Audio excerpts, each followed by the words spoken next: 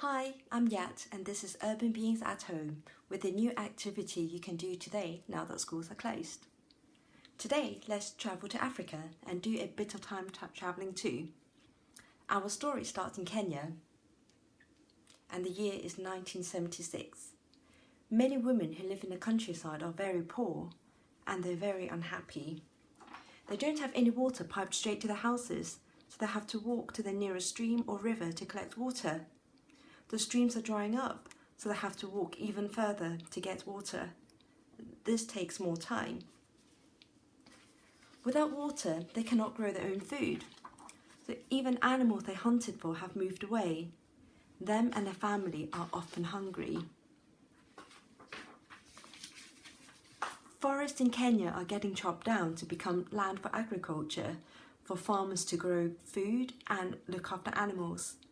Without these trees, the women have to walk even further to collect wood to make a fire for cooking and for building fences.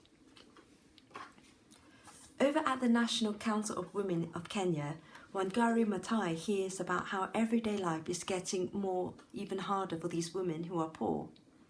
Wangari studied biology. In fact, she was the first woman from East and Central Africa to earn a doctorate at university.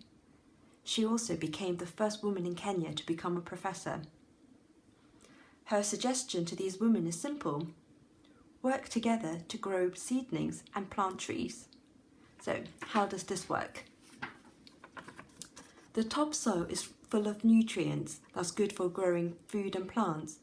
With trees protecting them, they won't get easily blown away by the wind or washed away by rain. The trees help to hold on to the soil. Trees are also good at storing rainwater. It's absorbed by the leaves and also by the roots. Trees can provide food from their fruits or by providing shade to grow food underneath. And lastly, trees can provide firewood and for building. So planting trees can solve so many of these women's problems with getting water, food and fuel. And by planting rows and rows of trees together, this forms a belt to protect from water and rain washing away the valuable topsoil. So these women start to grow a number of different fruits and vegetables for themselves to eat and selling them in markets. So now they're starting to earn money too. They cook and bake and sell these too. Now they're not as poor as they were. The idea of planting trees worked so well that in 1977 it became known as the Green Belt movement. Women from all around Kenya start to work together in groups to plant trees.